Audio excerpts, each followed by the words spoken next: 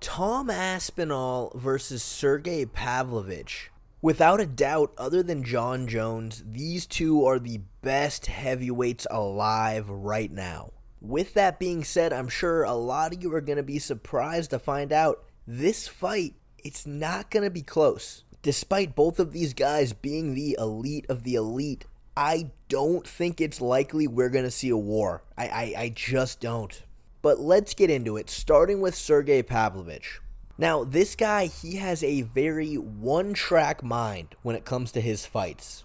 As we've seen the sport of mixed martial arts grow and evolve, what we've seen are fighters who are extremely well-rounded. And the best of the best, they tend to mix the martial arts better than the rest of them. Well, Sergey, he doesn't do that, but he's got a very good reason why. At heavyweight, we've seen guys completely dominate purely because they have an insane amount of power. Well, Sergey decides to take it a step farther and has an insane amount of power, an insane reach. He's 6'3" with a 7-foot wingspan, and he is an extremely skillful boxer. He'll stay in the pocket with Derek Lewis tied to a Vasa and just light these guys up with combinations. As far as the other skills he uses in the octagon, there's not much.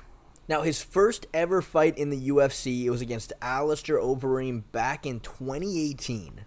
Now, Alistair, he did not attempt to box with Sergey at all. He stayed very defensive until he was able to clinch up with him. And from there, he hit Sergey with a lot of really good knees and just seemed better overall in the clinch. Alistair hit him with a really interesting foot sweep from the tie clinch, and to be honest, Sergey seemed very lost off of his back. Alistair passed right into side control and knocked him out with ground and pound. But it's important to remember, this fight was all the way back in 2018. Sergey was only 26 years old at the time. He has most certainly made improvements since then. The issue is, we haven't seen any of it because he keeps knocking out all of his opponents very quickly. As many of you know, this guy has world championship kung fu accolades, but we haven't seen any of it yet. I'm still waiting. Defensively, he loves using parries. If you throw a single jab at him, he'll parry it down and then make you pay with his reach and combinations. A weakness I do think he has is he is always susceptible to a leg kick. Because he fights like a boxer, he puts a lot of weight on his front leg. Now, the issue is, if you just throw it naked off the kick with punches. Overall, no one has chosen to box with this guy yet and has lived to tell the tale. He is the most dangerous fighter in the heavyweight division. By far. We've never seen a guy with this much power and this much technique put together. Now, Tom Aspinall is a 6'5", 257-pound welterweight. This guy is lightning quick. And he can do it all, honestly. He has a pro boxing record, he's 1-0, and you can tell watching him fight. He has beautiful boxing combinations, and he sets up everything with feints. You see it perfectly in the Volkov fight. Combination, and then he's out again. And he goes right back to feinting. Mix the way he feints with 1, all the speed he has, and 2, the variety of things he can do. He has very good leg kicks, very good high kicks, of takedowns. And once he gets you down, you gotta be very careful building your base to get back up, because if you turtle, he'll take your back and go for a rear naked choke. And we've seen he loves grabbing Kimura grips. He was able to turn that into a straight armbar against Volkov. He's also very good in the clinch, throws very good knees, transitions to takedowns from there well, knocked out Spivak with an elbow in the clinch. And to top everything off, he is very good defensively. He fights very loose and is really good at sliding away from strikes. He's never a stationary target when he fights. He uses movement a lot, which is pivotal against someone like Sergey. Though there have been times, specifically in the Andrei Arlovsky fight, where Aspinall elected to stay in the pocket quite a few times, and he ate some pretty decent shots.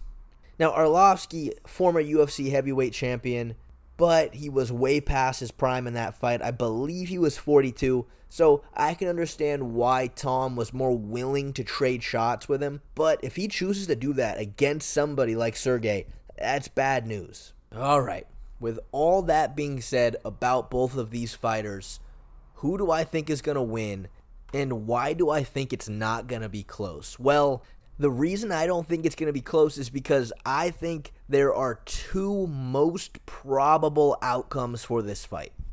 Either Tom Aspinall is able to use his more diverse skill set to stay on the outside, use his movement to avoid a lot of the power coming from Sergey's punches, use his feints to set up calf kicks. Once he starts worrying about those calf kicks, start throwing body kicks and head kicks.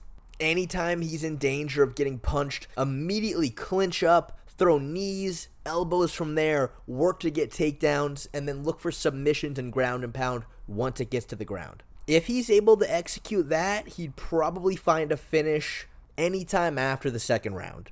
Possibility number 2, Sergey catches him and puts him down. And now, just because that second possibility is a lot simpler does not mean it is any less likely to happen. That is the thing about this matchup. Tom Aspinall is an amazing boxer, but any time he throws a punch during this fight, anytime he does, he is putting himself at serious risk for getting countered and getting rocked, because that is Sergey's specialty. Now, the issue for Tom is if he doesn't throw any punches, it's going to be easier for Sergey to defend kicks and avoid takedowns. So Aspinall, he needs to walk a very fine line of mixing up his attacks, but being very careful with the boxing.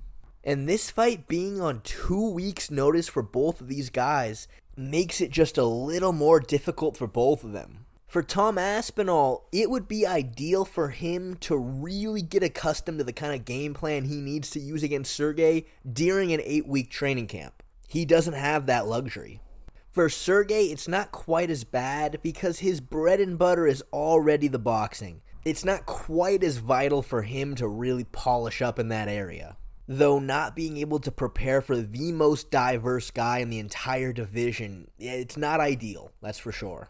All in all, I would just be absolutely shocked if these guys go out there, have this crazy bloody war, trading back and forth, both landing shots. These guys are too big and have too much power to really be trading. Anything can happen in MMA, and you never really know, but I think it's either going to be a Sergei Pavlovich KO or a technical destruction from Tom Aspinall.